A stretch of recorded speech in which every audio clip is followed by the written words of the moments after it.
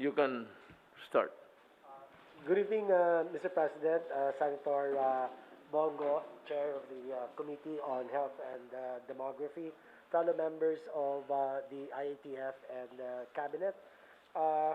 Magandang gabi po sa ating lahat, Mr. President. Allow me to give a brief update on our COVID-19 response and situation. Can we have the first slide? Okay. Excuse me, do you have a literature of that? Yes, sir. Yes, sir. Okay, so that we can follow you thoroughly. Yes, sir. Thank you, sir. Okay. Salamat po. You can start now, sir. Okay, Thank you. sir. Thank you. As of August 2, may nadagdag na higit 5,000 kaso at sa nadagdag na 5,032 cases po, meron 2,114 fresh cases at 2,918 late cases. Sa 2,114 fresh cases na naitala, 916 ay mula sa NCR, 279 sa Region 7, 901 sa mga natitirang rehiyon at 18 na repatriates. Sa 2,918 late cases naman, meron po tayong 1,821 ay mula sa NCR, 186 sa Region 7, 892 sa mga natitirang rehiyon at 19 na repatriates. May naitalang 20 binawian ng buhay at nakapagtala naman tayo ng 301 recoveries, 301 recoveries. Ang total recoveries ay pumalo na po tayo sa 65,557. Ang active cases naman ay 35,569. Sa mga ito po ay 2,911 or 8.18% ay mga asymptomatic. 32,071 or 90.17% mga mild cases po, Mr. President. 349 or 0.98 ay severe at 240 or 0.67% ay critical. Next slide please. Ito pong graph na ito nagpapakita na prioridad po ng inyo pong administrasyon ang proteksyon ng ating mga health workers. Pababa po ang trend ng confirmed COVID-19 cases sa ating mga health workers mula sa 20% noong April, ngayon po ay nasa 5.3% total cases. Patuloy po natin paiigtingin ang infection prevention and control sa ating mga pasilidad upang masigurong patuloy pa itong bababa.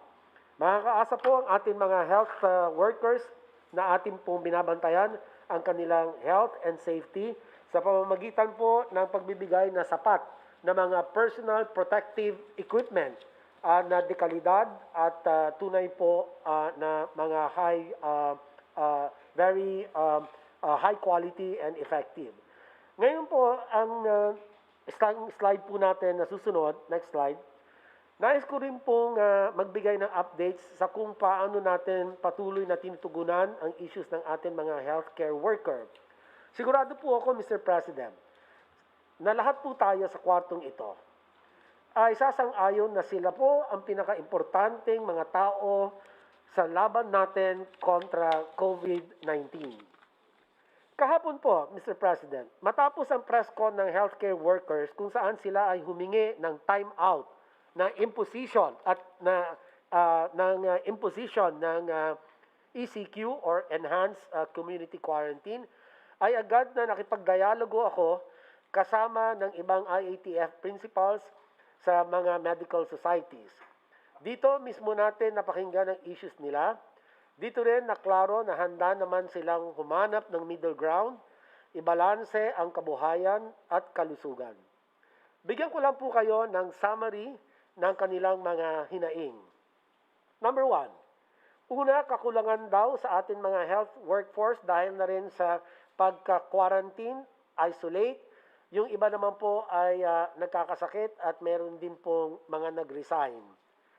Number 2, over-reliance po na tinatawag nila sa mga antibody test na nakakamiss ng 50% of the cases. Kaya nahihirapan maghanap ng mga bagong kaso. Iniraise rin nila ang concern sa hirap mag-refer sa mga isolation centers. Number 3, meron din daw pong kakulangan sa ating contact tracing at mga quarantine facilities, lalo na sa pag-cascade ng mga guidelines sa local level. Pangapat po, ang transportation issues ay nangangailangan ng immediate response at kailangan maglaan ng safe transportation options. Particular na dito ang agarang pagpapatupad ng bike lanes. Panglima po, para ma-ensure na ligtas ang workplaces, kailangan ng DOH, DTI, and DOLE na mag-issue ng clear advisories sa mga kumpanya para masunod ang ating mga minimum health standards. Kanila pong in-emphasize na ang publiko ang unang linya ng depensa laban sa COVID-19, kaya naman kailangan i-remind ang lahat na gumamit ng mask at mag-practice ng physical distancing. Panghuli po, mariin din po nilang tinututulan ang pagbukas ng mga non-essential industries gaya ng gyms, review centers, pet grooming, service at iba pa. Next slide please. Matapos natin po makipag-usap, nagpulong naman po ang kabinete, batay po sa inyong kautusan, si Ginoong ES po ay pinulong ang mga ilang miyembro ng kabinete at lumikha po kami ng 7-point response or recommendation to address the issues of the healthcare workers. Number 1, una po ang pag-hire ng additional healthcare workers at bumuo ng healthcare worker reserve.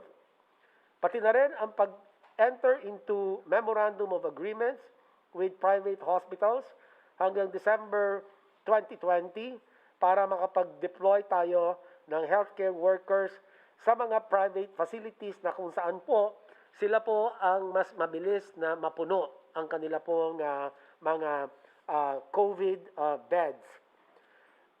Pangalawa po, napag-usapan din po natin ang pagbibigay ng additional benefits para sa atin mga healthcare workers. Una, meron po kami rekomendasyon na magbigay po ng 10,000 risk allowance for private sector healthcare workers at libreng life insurance na sana po ay maisabatas sa Bayanihan Act 2.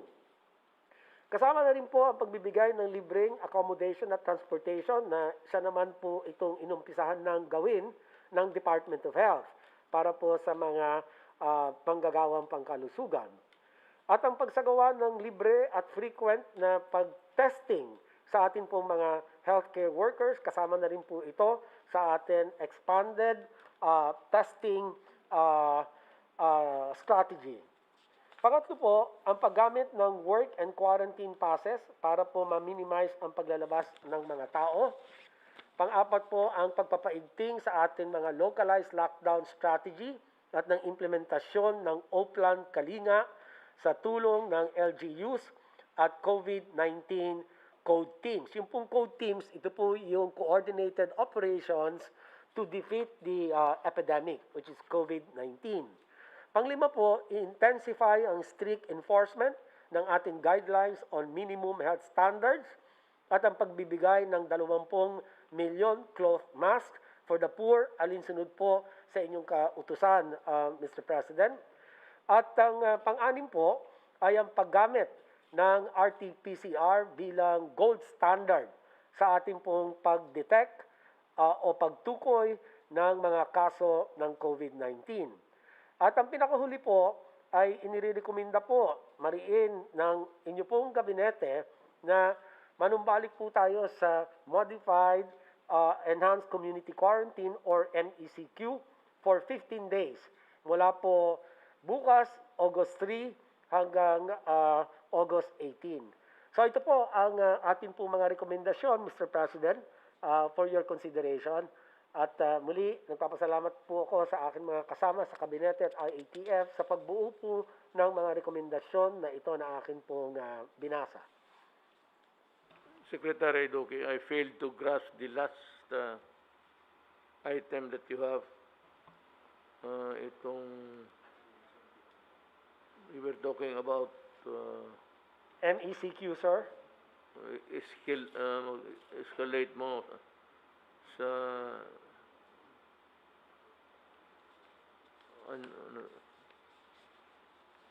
escalate mo ang yung lugar na we mentioned the other meeting. You are recommending MECQ NECQ po in NCR po and the provinces of Laguna and Bulacan. And Rizal, Region 4, Region 4A. Okay. Not all, but yeah, okay. Region 3, Bulacan. Okay. Okay. Yun lang po, sir. Ang ating pong recommendation for NECQ, Mr. President. Thank Salamat you. po, sir. Salamat, sir. Before we go further, I'd like to introduce to you the ex-fiscal of Nueva Ecija, Danny Yang. We come from the same school. Siya yung tawag mo, and I need men not only in the matter of the safeguarding and health of the people from COVID. There are so many, well, there's always a graft here, graft there. Talagang may corruption dito, corruption doon. And you will remember that when we were talking about the Bayanihan 1, when it was still pending, I said that the money is very tempting. Could be used as political purposes, patronage, to the exclusion of others, or worse, baka pabayarin nila yung mga tao. And I even mentioned the other time about the NPAs getting their shots free. Look, I do not propose that you respond. I'm talking to the NPAs, the Communist Party of the Philippines. I do not propose that you respond to my policy. Kami lang dito, we have a policy. Every time I open my mouth and state a declaration, it becomes automatically a policy. Na itong mga NPA, if they really want to get their shots free, they can always line up. And I will ask now the military and the police to be forgiving. Pag nakapila sila doon, wala namang armas, just to get the shots. Give it to them. Hindi na natin sila. But after that, if you go home, then we fight again. But on even grounds. I want you to stay healthy because my soldiers are very, very healthy. And they should be getting the first shots of the vaccine should we acquire them in due time. You know, ito namang si Fiscal Yang, I want not all, pero itong you just coordinate, Danny is the name, Secretary Anyo, about the corruption charges that we filed. I suggest that to save time, unless, of course, the Secretary, in his discretion, would rather hear them administratively. You know, you're a lawyer, and the fastest way to do it is actually administrative proceedings. Malayo masyado yung criminal. So there's so many facets of due process that would derail a proposed prosecution or a proposed, how would you call it, or something that is as a punishment. Pero I have requested officially kay Ombudsman Martires na I am not asking for the neck of the innocents. I just want the graft and corruption stopped and the parties involved in that corruption be prosecuted, be the mayor, the city council, or the barangay captain. And I cited to you the delay, the long and winding road. Huwag ninyo itong ikata, show it to lahat. This is very important because we have so much missteps. pandol dito, pandol doon because of corruption. And the last thing that I would want to hear is really itong ganito. Baka ipagbili, partisan, tao lang niya, yung kalaban niya, hindi, and all these things. That is why, if you follow the mindset of the officials vis-a-vis with the grafters, diretsuhin ko na sila ng prosecution. Well, administratively, yes, because that's the best way.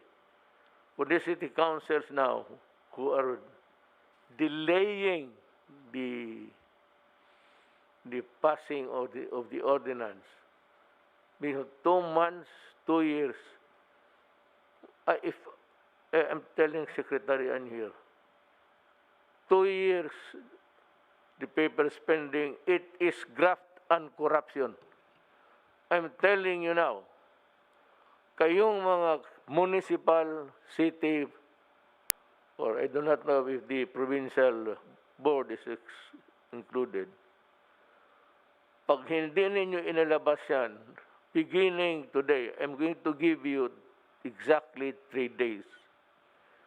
Report to the DILG, city, provincial, ibigay mo doon, and for the DILG to inform Secretary Anyo, yung boss nila, na submitted na. So, the clock is ticking, except on the days we do not hold office. I'll count the 72 hours, weekdays. But for example, if it has been there on Monday, then 2 to 3 days should be on Thursday. If you fail to do that, I am directing Fiscal Yang to file the case immediately with the department o sa ano.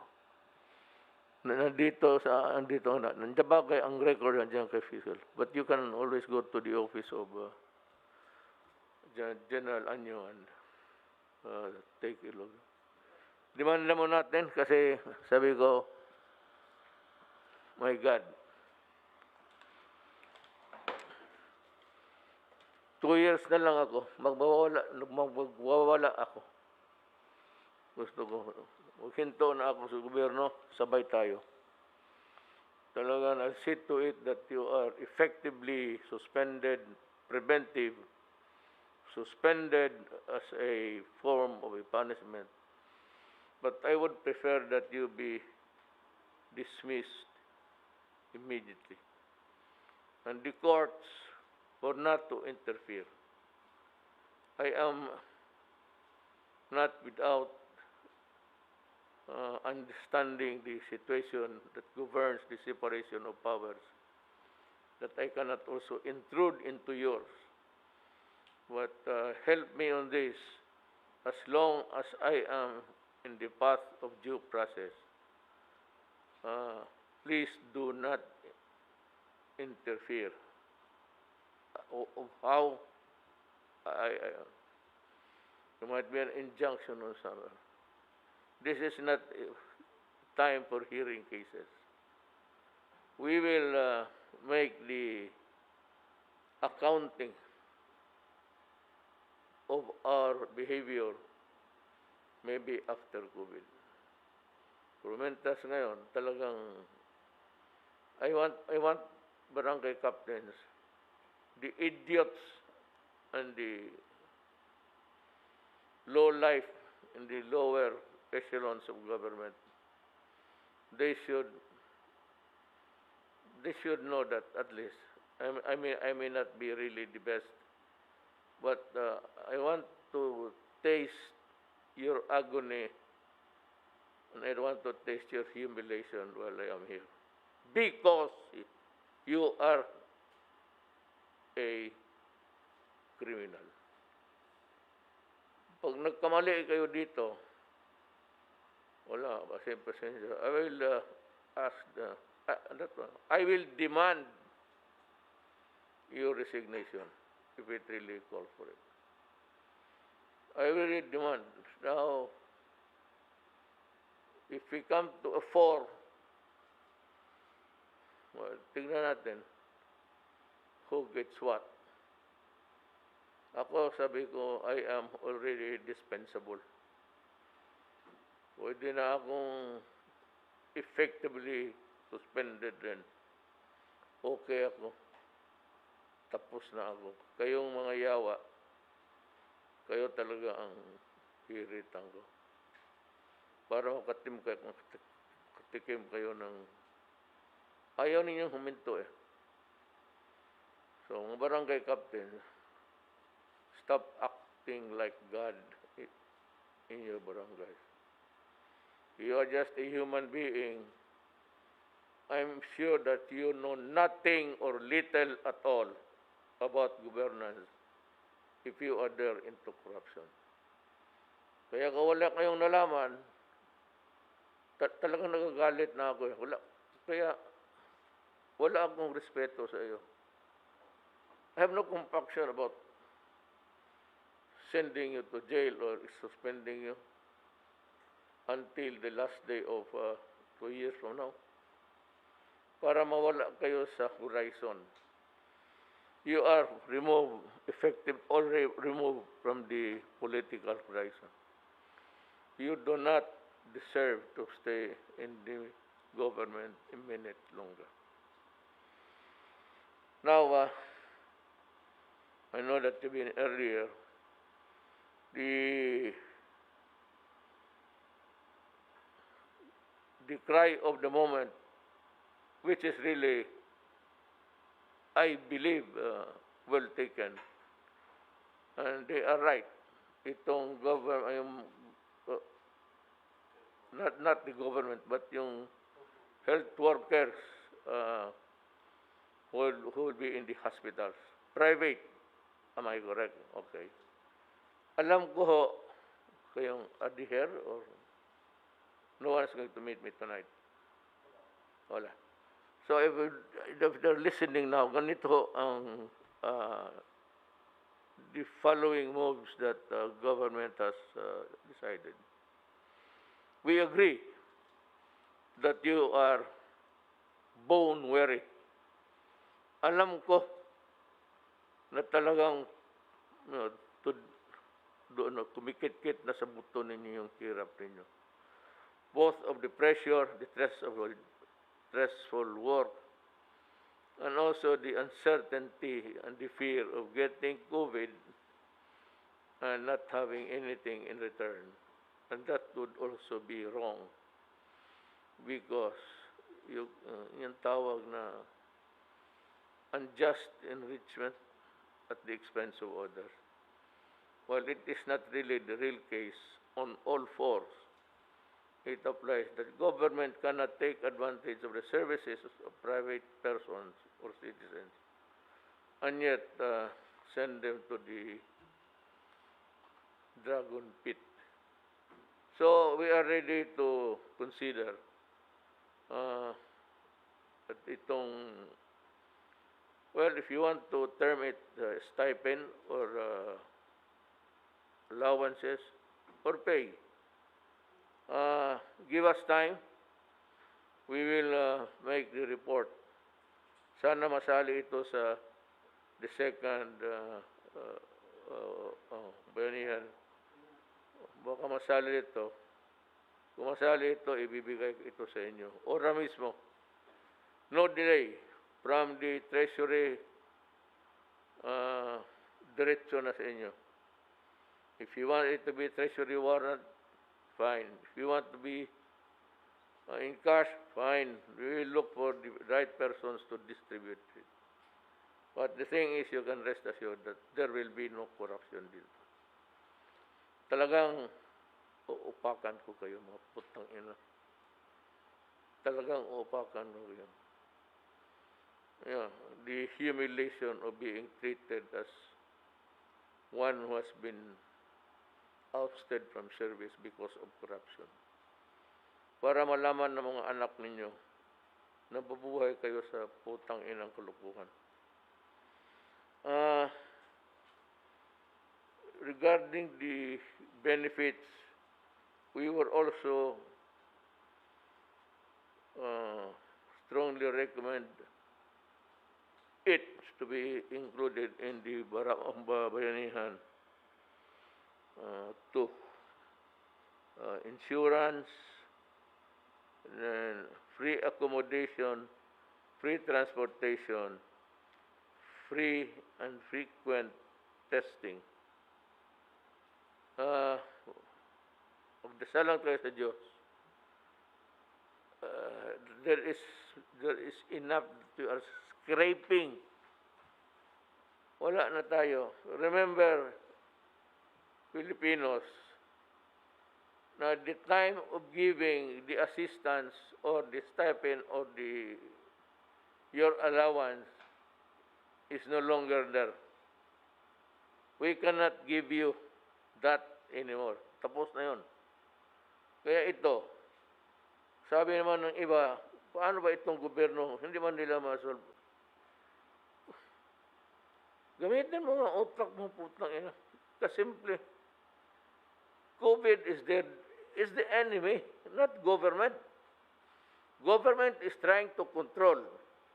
As a matter of fact, government put you in prison in your houses. Kaya ano nangyari? Maraming ayang din sumunod. Cebu is a standout. I saw it from the government surveillance TV. Then, nakita ko parang walang nangyari. Motor sila lahat.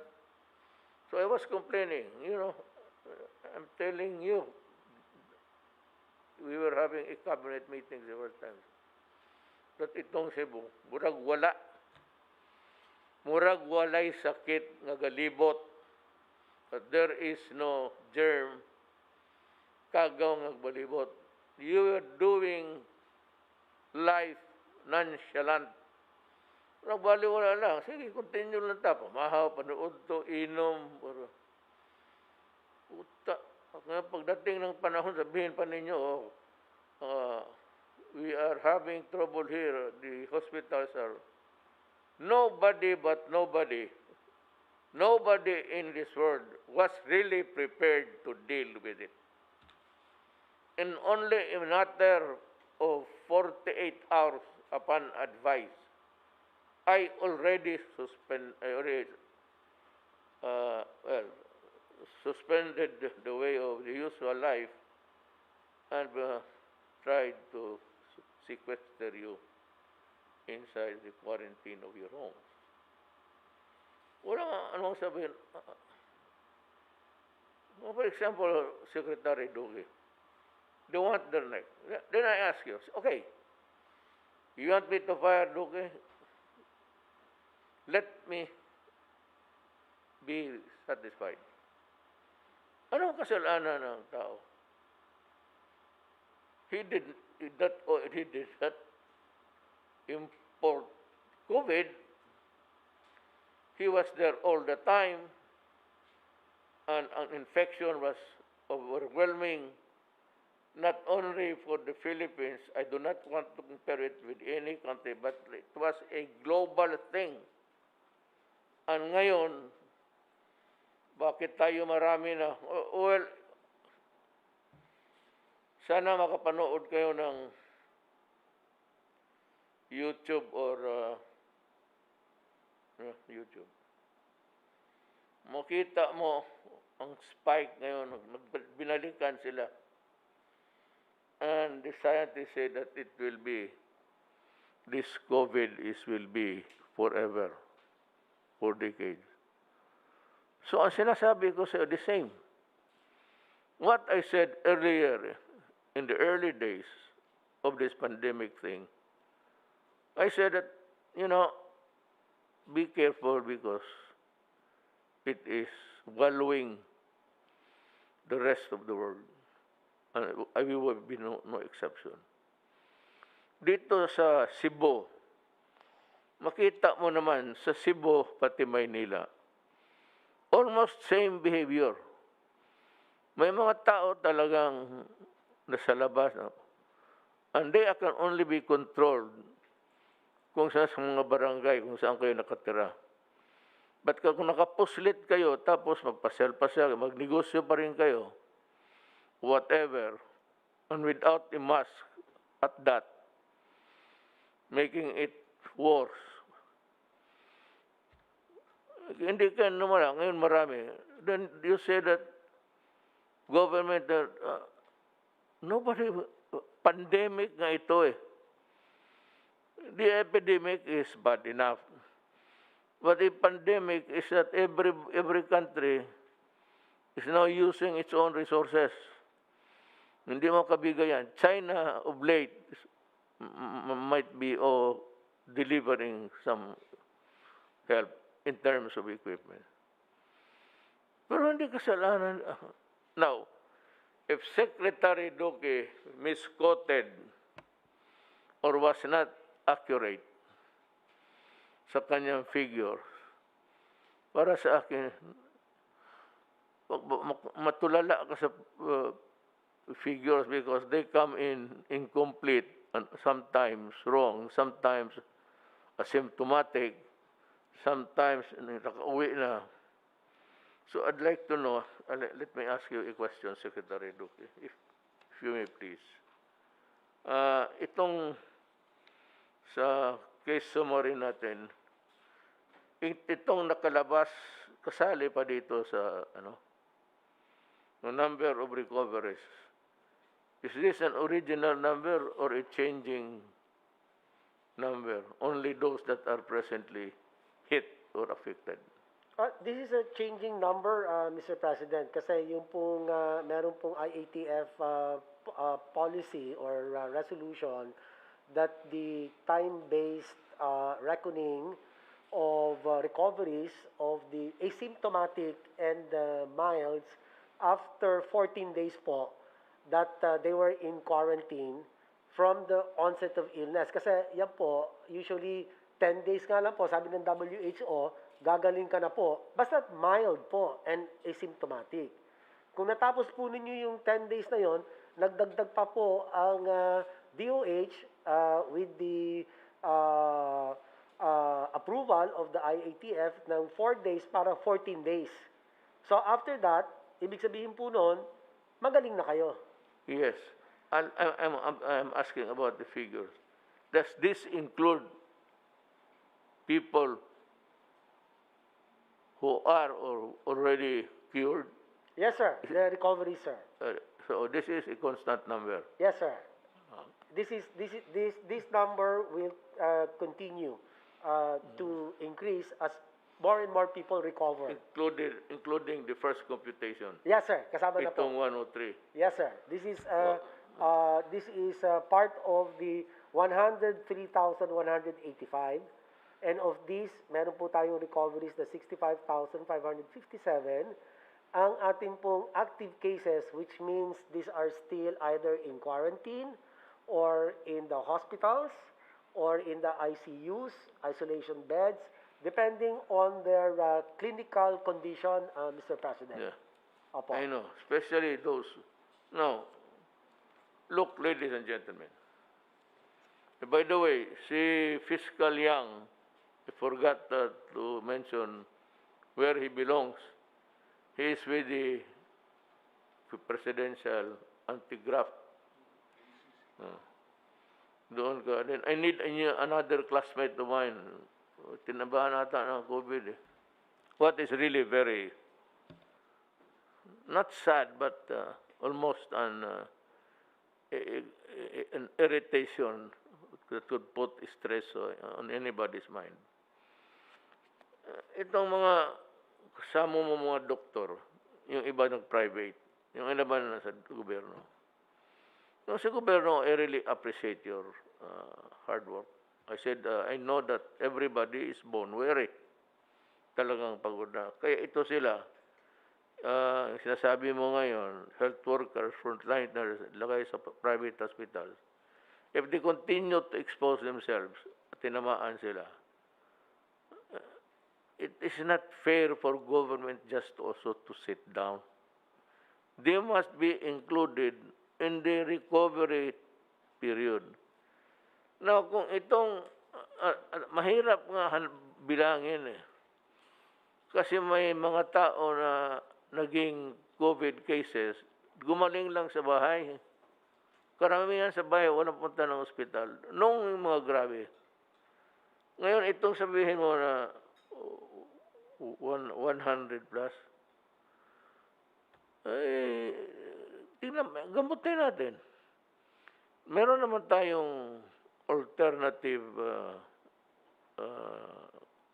alternative measures. Meron tayong nandoon sa Rizal Memorial. Nag-offer pa nga ang Iglesia ni Cristo. Salamat po sa inyo, Iglesia ni Cristo.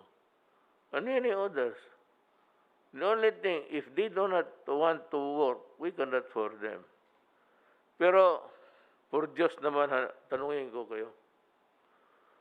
Pati ikaw, Secretary Doge. Pati ikaw, si Dr. Vega.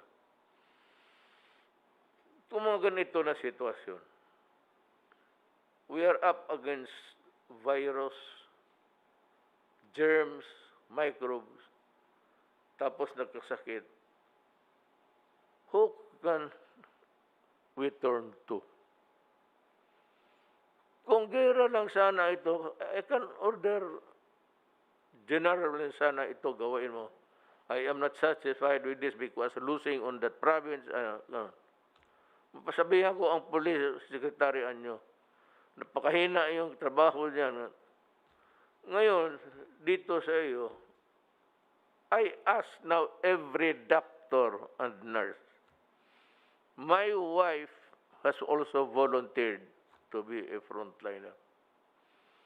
May anak kami, kaisa-isa. But since she is moved by a sense of, kasi nasabi niya, nahihiya siya sa sarili niya.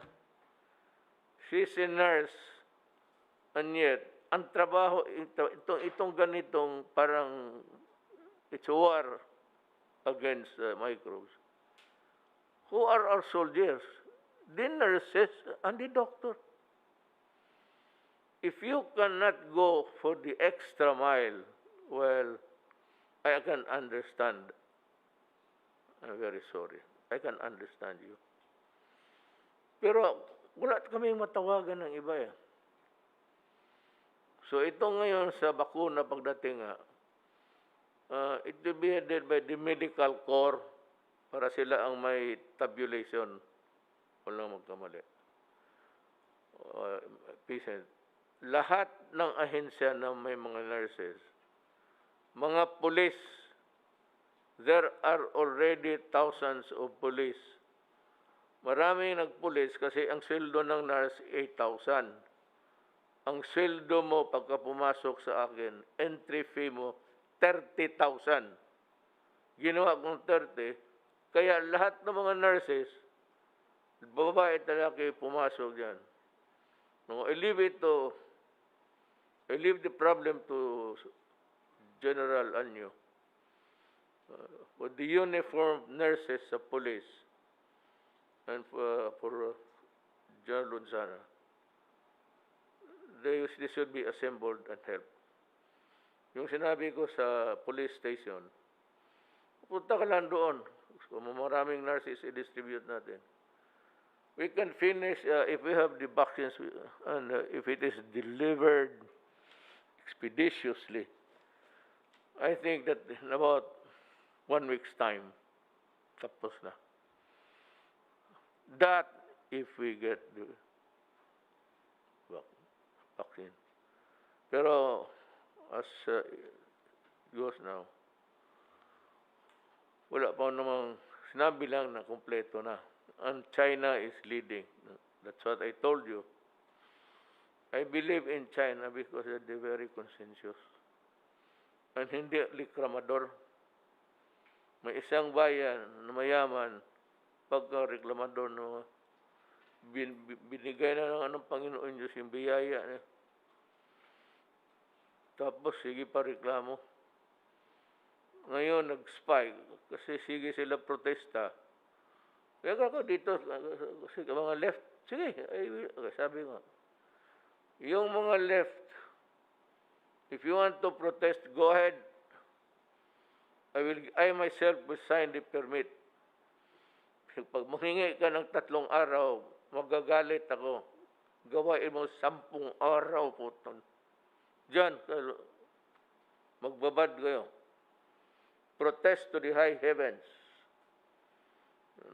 But for as long as you are not a part of government, and you do not know better, worse is you pretend to be an advisor, tapos sabihin mo, mag-tweet ka, God help this country. Huwag na natin distribuhan ng Diyos.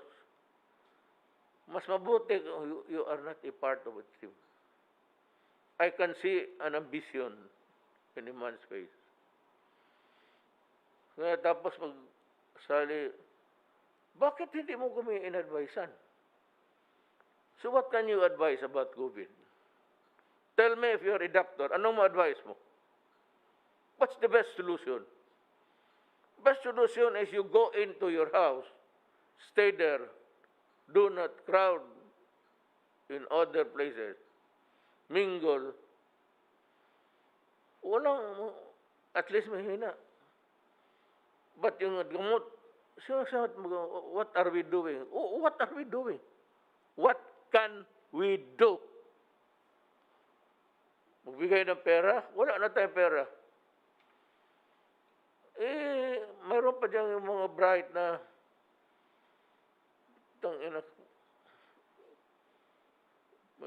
Neanderthal instinct. Bright nga. Modern, pero Neanderthal thinking. Na sige, sabi ng gobyerno, sige banat sa gobyerno. Butang ina, ganito yan eh. Kayo mga animal kayo, kung bright talaga kayo sana, kayo na nakaupo dito.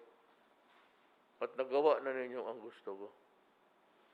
But for as long as you're not part in government, you can criticize. But do not be a double standard idiot. Pretending to advise, then you criticize. You tell us, because karamihan dito, General Galvez, General Anyo, General Lorenzana, Bongo. Hindi naman tayo, isang doktor ka lang eh. So we would need also the input of other doctors who might have had trainings outside regarding this matter. Tropical diseases, infectious diseases. Nakatulong sana. Ngayon kung wala kayong maibigay, and it's not our fault if we are lagging behind. Una-una, wala tayong we do not have the equipment, we do not have anything. The Philippines is still a new country until now. Would you believe it? Kakaanak lang nitong Pilipinas. Kaya minsan ang lumalabas yung mga bright kuno, pero nakabobo naman. Akala ng mga gago, gaga, mas marunong sila kaysa atin. Oh well,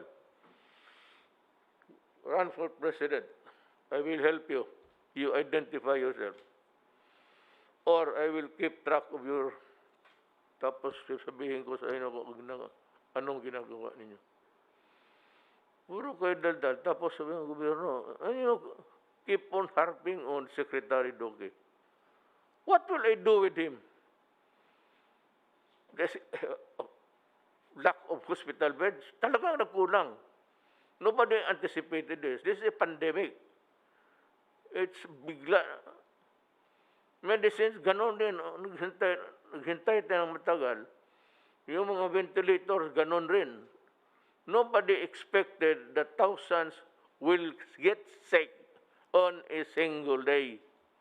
That is, as a matter of fact, almost a preparation for a war. Kung talagang gusto mong preparado tayo. Baski magtayo ako ng 10 hospitals bukas, kunin ko yung mga hotel, expropriate ko. 100,000 kung totoo talaga sakit. But I will do that. Pag wala, there's no time for to set up buildings. Pag wala na, I will expropriate hotels. Para kung wala na talagang space. Now, the doctors, well, you can work with us, work with the people, your people, or you can just, pero if you are not also working, tapos, katatapos mo lang mong magdaldal ka, naku. Nagpabilib ka na. Huwag ninyo kaming pabilibin. General Galvez was there in Marawi. Secretary Anyo was the chief of staff. Delphin Lorenzana has been with us. He's been working, he's resident ka ng Amerika, no? No, kasi kilala ko sa military, pinatawag ko. Ngayon, itong bakuna, bigay ko sa police pati military. Hoy, kayo mga police, pakinigay sa akin, ha? Linisan ninyo yung presinto ninyo and make it ready for in the day I pray that it would come. Yun na lang ang police station mas malapit. Saka marami. Basta doon, only requirement is Pilipino ka, wala na. Kung gusto nilang pa-injection ng 5, magpaikot, hayaan mo. Sige. If you want to have an overdose of the vaccine, go ahead. If there's one thing that we cannot help, there is no cure for it, is stupidity. And mind you, all those people talking and criticizing, hindi naman alam. Kung ilagay mo dito, yan naman, makandara pa yan. Kung ilagay mo dito yan ngayon, so, sige, kayo dito. Oh, they will hang you. There's the bin, they will hang you. We're doing our very best. And yung localized lockdown. I'm sorry, Manila. Ngayon, magsabi kayo, i-lockdown mo na ang Manila. Ibang lugar, entire Philippines, para talagang wala nang mahawa. Wala ka nang mahawaan, wala ka nang mahawa. Problem is, wala na tayong pera. I cannot give food anymore and money to people. So, I have to, so it's modified, for the, lalo na for the critical industries. Food, number 1. Medicine. So, binitawan ko yan sila kasi unang-una wala nang makain. Ilan lang ang tao talaga na may savings good for a rainy, savings for a rainy day. Well, our savings is just good for a drizzle. Ano bang drizzle sa Tagalog? Ambon lang. Yung ibang preparation for a typhoon. Hindi tayo mayaman. Do not compare us because our money is equivalent to about 48 ngayon exchange. 49. For today, it's 49. Ang ating 49 pesos, $1 lang yan. Ang bilihan sa labas, ang ginagamit, $1. I do not know what is taking China to implement or putting it in reality, in practice, na ang gagamitin ng sa exchange sa international would be the ano tawag na? Yuan or renminbi, Mr. President? Duman. Wala tayo. At least sa China, hindi magkwinta-kwinta kung ilan ang pera mo. And I'm assured that we would be prioritized. Now also, mga barangay captains,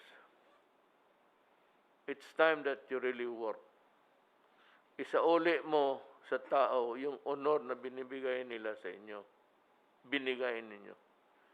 Ay binigay sa inyo ng tao. You work.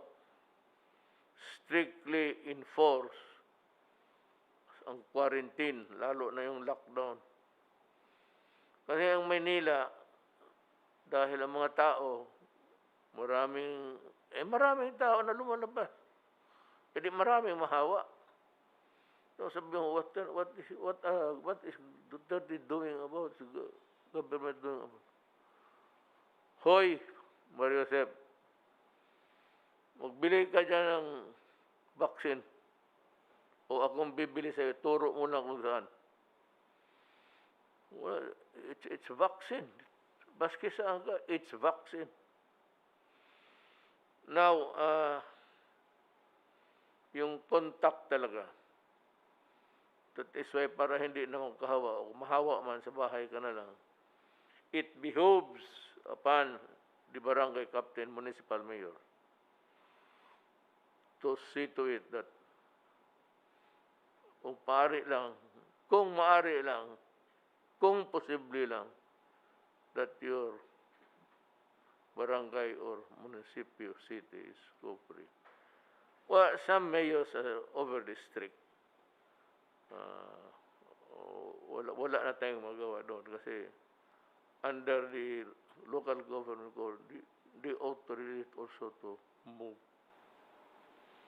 Well, we are appealing to Congress to isalin lang sana itong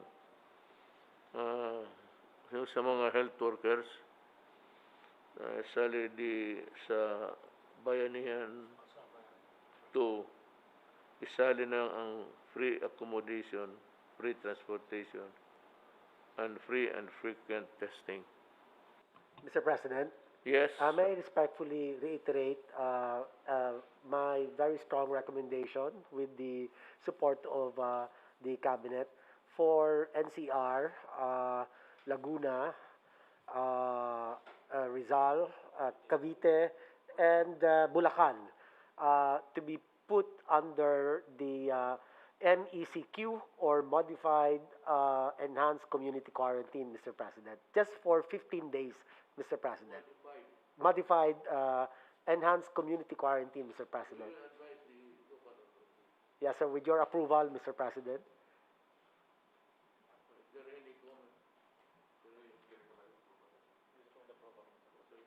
Thank you very much, Mr. President. Maraming salamat po, Mr. President. Anyone who would want his piece? Sir, Mr. President. John Galvez then. Sir, Yusek Vega and I are going around also with Secretary Duque with the hospital, sir. And we found out that those who are affected by COVID, there is some sort of psychological impact on our health workers. The Bayanihan one has given 1 million for those who died and also 100,000 for those severe and critical patients. But those who are mild, who are also hospitalized and also having the anguish of being infected, sir, we recommend, sir, na mabigyan, sir, natin at kahit na 10,000, sir, yun, sir, yung mga almost 5,000 po, sir, yung naging positive, sir, natin. Kasi yung fear, sir, fear ng mga, sir, natin, ng mga health workers to be afflicted by, sir, parang nakakaroon, sir, ng discrimination. They will be, sir, kasi ako meron din akong pong staff na heya ko, sir. He cried out loud na parang may emotional breakdown ang isang, especially yung health worker, na he is even expose herself or himself to the danger, and then later on parang he will feel discriminated. That anguish, parang sir, parang hindi natin man, sir. Then they spend also money for their own medicine, for her own medicine. It is proper lang, sir, na mabigyan natin kahit konti, sir, na kahit na 10,000, sir, each. I agree with you. Even 15. So ikaw pala ko. Sorry. Mr. President, you ordered us a while ago to assemble those nurses who enlisted in the armed forces, pati dun sa PNP. Yes. We will do that, Mr. President, but there might not be enough of them kasi baka konti lang ito. Now, we propose something like calling to active duty those reservists, medical reservists. We'll call to active duty these people for a period of 2 years to serve with the AFP. And then we propose also that to beef up our health services command to be able to allow us to be allowed to enlist at least 10,000 people composed of doctors, nurses, medical technologists, medical aid men. And this will become our reserve for any eventuality. Mabuti ito, Mr. President, kasi itong mga taong tumautosan natin, pwede sila mag-overtime, and they will be under the military control. So, mas madaling utosan, Mr. President. So, we are going to prepare the organization and the budget, and we will show it to you, Mr. President, for approval. I have heard the call of different groups from the medical community for a 2-week enhanced community quarantine, ACQ, in Mega Manila. I fully understand why your health workers would like to ask for such a timeout period. They have been in the front lines for months and are exhausted. To our health workers, this is a war that you have been trained to fight. This is a profession that you, all of you, and who are educated and trained to face such challenges, you're frontliners in the battle because you are learned in this field. Kung bayaan natin tutulungan, kung walang tutulong rather, sa bansa at ang mga kababayan natin, sino ang maasahan ko?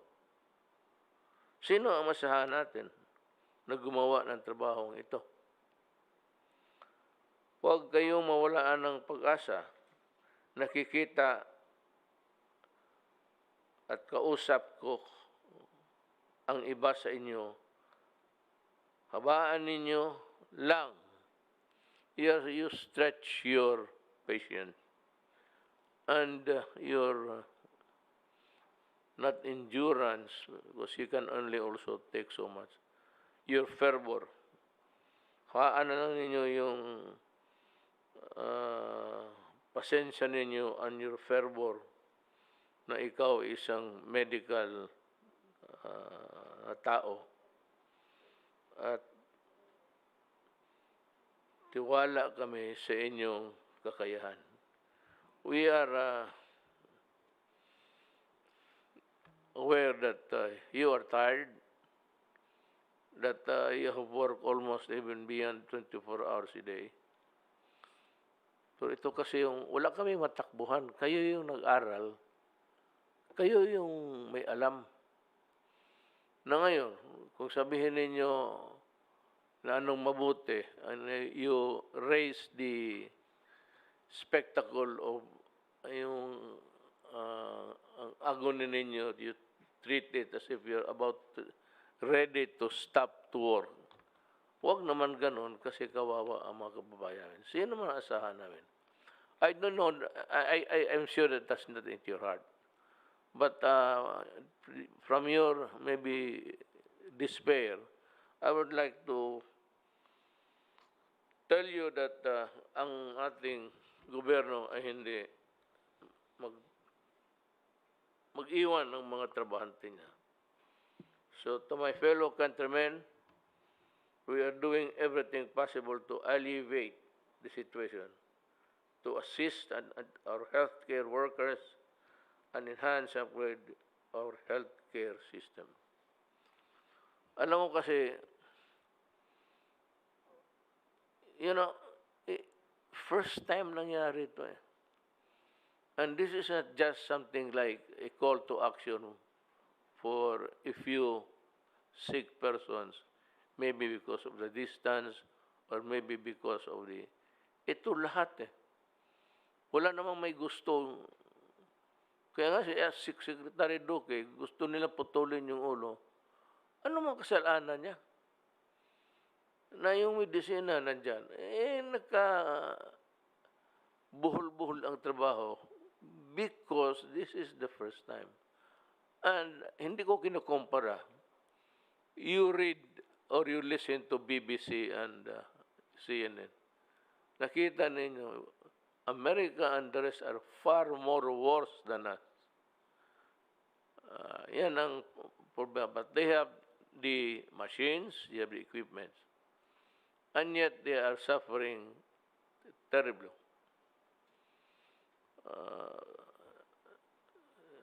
Almost hindi ka makapaniwala. So kami dito, hindi namin kayo kinakalimutan. There would not have been no need for you to go into itong ganito and raising your hands as if sabihin ninyo revolution. Now, if you think that this can be solved by revolution, then by all means we start it. Mas gusto ko. Kung magsabi kayo, nagtaas na kayo, revolution, go ahead. Because I would be calling all people who love their country to come forward and work with the people. Yung mga health workers na hindi connected sa gobyerno, we will try to help. But that there is no need for you and for the guys, ng 1,000 of you, telling us what to do publicly. You could have just wrote us a letter. Lahat naman ng sinasabi ninyo, sinusunod namin. You know, it's the resources. Ang pera, may gusto kayong bilhin ko. Ang problema, ang bulsa ko, butas na yung isa. Dahil we have suffered economically, pati individually, yung income ninyo, wala na. Hindi lang man kayo. But to go almost on not really a rampage, but an outrage, parang galit at mag-revolution. So huwag naman ganun kasi alam ninyo nagtatrabaho kaming lahat. Kung yan lang ang makaya ng pera natin, hindi hanggang dyan lang tayo. Hindi naman kami nabuti, nakaupo lang dyan, nandyan yung pera, hindi naman pinapagalaw. Everybody's trying.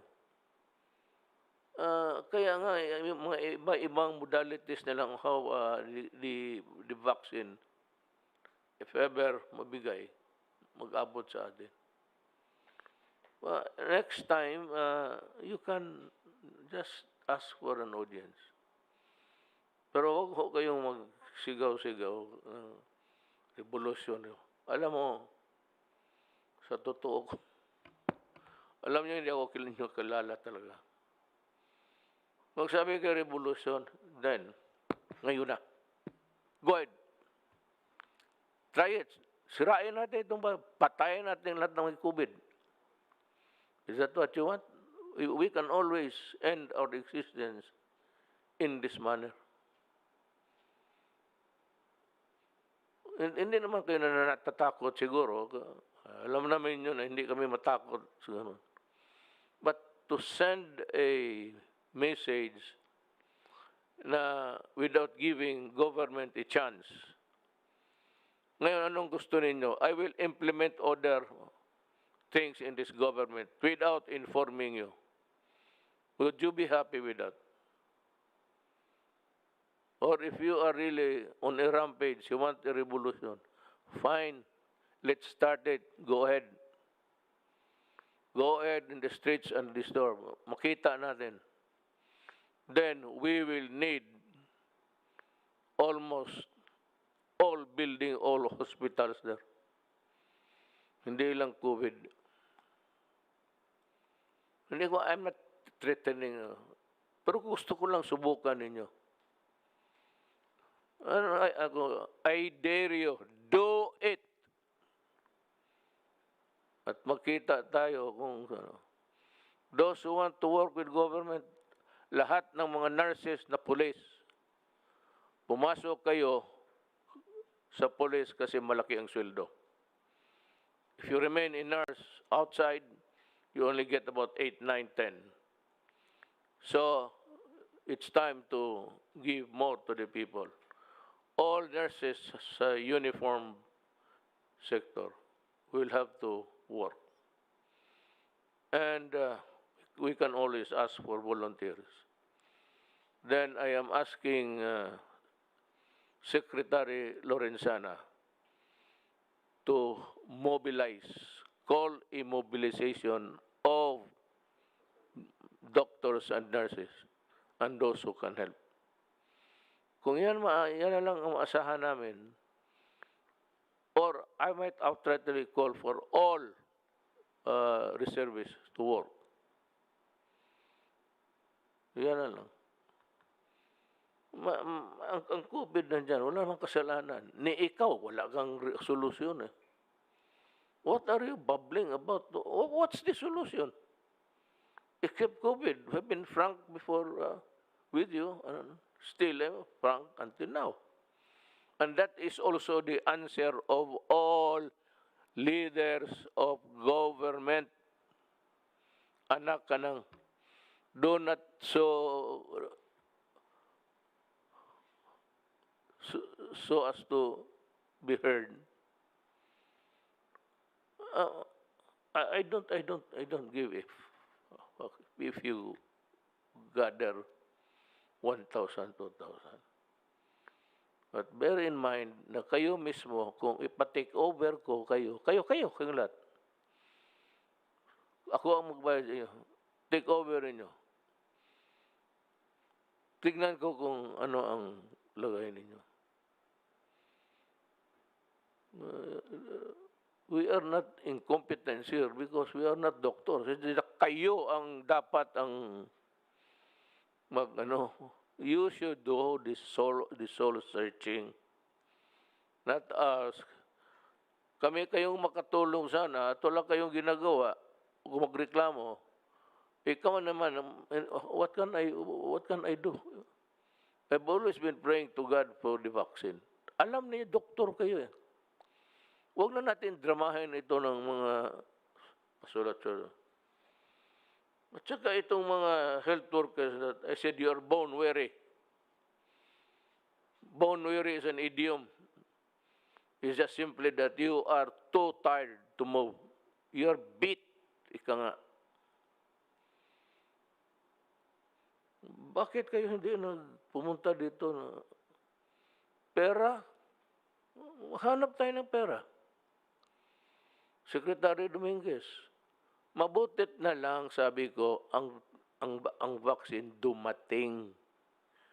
Kaya yung prediction, my dire predictions is that it would usually take, tanungin niyo, kayong mga doktor, 5 years to perfect a vaccine.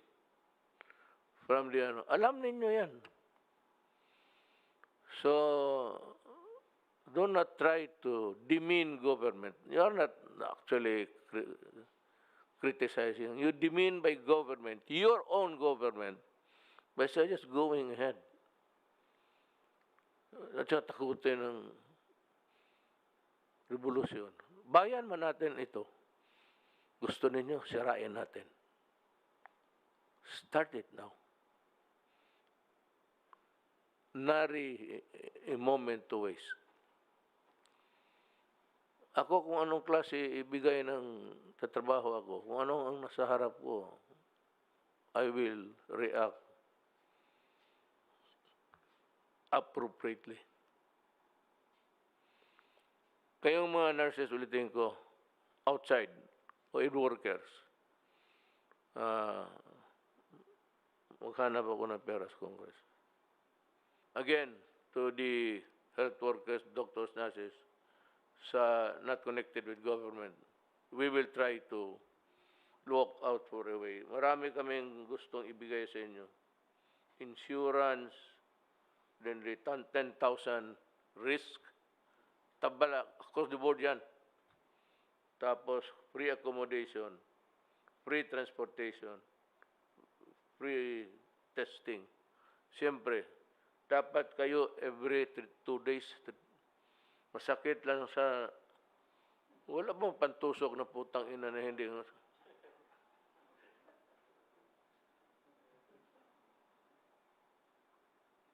Okay lang yan sa tilaok. Kinakain ko minsan buto yan, tendon ng baka. Pero putang, okay lang po yung sa ilong na ko, Diyos ko. Kulkugin mo ang putang. Tapos, kayong nasa gobyerno, reservists, we might call for a mobilization. Lahat, you know, my daughter, Inday Sara, pag ako nag-mobilize, mauna yan. I will specifically point out to her as one of those who will answer the, you cannot even, you have no, you have not that luxury of accepting or not accepting. You remember that you are a reservist, you are subject to martial law. Martial law ka to. Hindi martial law ng gobyerno, martial law ng disiplina. Tsaka yung mga police, mga nurses, be ready to be deployed. Mga police, advise your workers na yung mga police mo na babae, ibaba ninyo lahat. We will train them for about just 1 or 2 days. We will select a big auditorium, yung PICC. You come here in the morning, free merienda, masarap na pansit, pati tapos merienda, mag-uwi kayo. And we will tell you what to do. Ganon lang yan.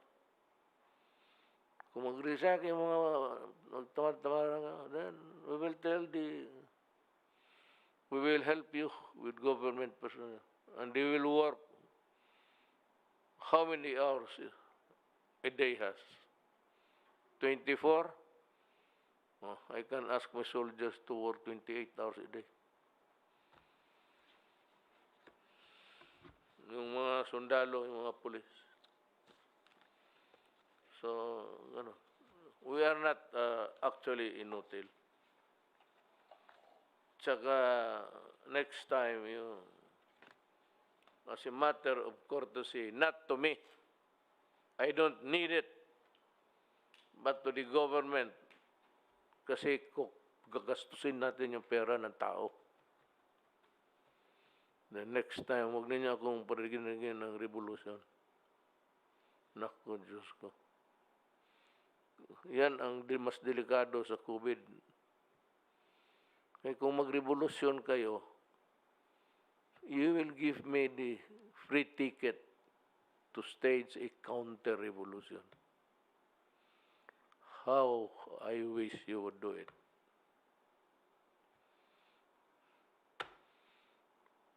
Mga kababayan ko, tiis na ng kunti. By December, nandyan na. Do not go out kasi ihawa ninyo yung mga iba. Kaya matatagalan tayo. Yung nahawakan mo, hawakan niya. Yung rails.